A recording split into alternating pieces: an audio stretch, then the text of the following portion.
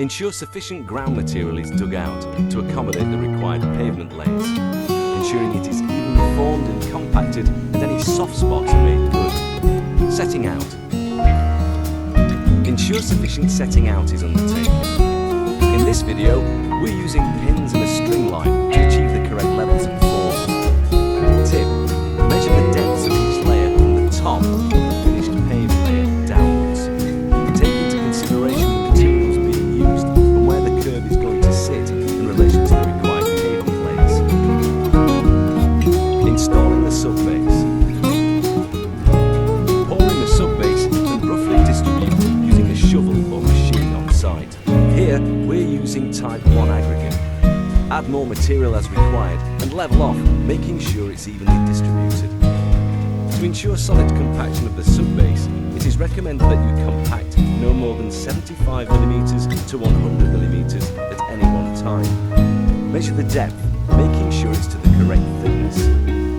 Compact the material using a vibrating plate to achieve a fully compacted smooth texture surface. Installing the road base. Pour in the road base layer. Here, we've used a DBM concrete and roughly distribute with a rake across the entire area. This layer is normally machine laid and can be hand laid depending on the project's requirements. Tip: DBM concrete should be loose, not too stiff. Add more material as required and level off, making sure it's evenly distributed. Measure the depth, making sure it's to the correct thickness. If using a concrete, leave to cure for the specified time. Compact the material using a vibrating plate to achieve a fully compacted, smooth texture surface. Tip: one method to combat saturation of the sand laying course on the impermeable layer is to consider core drilling and use of a geotextile. Here, we want to prevent sand migration, but allow water to drain naturally into the subbase layer. Once cured, drill a hole every 2 square meters through the road base layer with a drill cutter. Fill the drill holes with 2 to 6mm single-sized aggregates and protect with a non-woven geotextile to prevent sand migration. Or you can use a coarse-graded sand as a suitable alternative. Installing the laying course.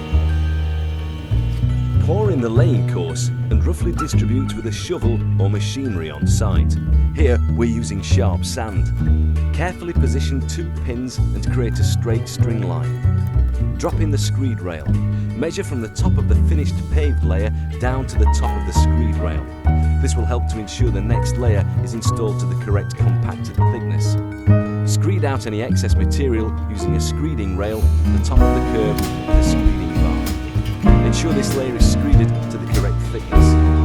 Compact the material using a vibrating plate to achieve a fully compacted, smooth texture finish. Alternatively, sand can be loosely screeded, then blocks placed and then vibrated using the post-compaction method. Take out the screeding rail and make good the void that is left. Cover with sand and then screed over again for consistency, ensuring a smooth texture surface. Installing the finished paved layer. Install the blocks, creating a single laying face across the installation. Ensure the blocks are tightly connected to the adjacent block. Once the outer edge is reached, some blocks will need to be cut to size. Lay the blocks across the voids and mark up where the cuts need to be. Alternatively, measure the void to determine the size of the cut required, then mark up ready to be cut. There are 3 different methods of cutting blocks: a hammer and bolster, a block splitter, or a diamond-tipped cutting blade. If using a diamond-tipped cutting blade, use an appropriate dust suppression technique using water. Cut the blocks as accurately as possible, ensuring the correct PPE is worn. Install the blocks and cover the final installed area with jointing sand using a brush. Here, we've used kiln-dried jointing sand. Make sure at all times when using kiln-dry or silica sand, you wear a dust mask. Tip: for blocks with little or no chamfer, it's necessary to fill the joints with kiln-dried sand before compaction takes place. This is to prevent chipping. Compact using a vibrating plate, consolidating the sand into the joints. Dependent on the block being used, it is advisable to use a neoprene protection mat on the vibrating plate. Top up the joints with more sand if required. Tip: during the early life of the pavement, keep topping up the joints with additional joint sand until they become self-stabilised. And here we have the completed installation.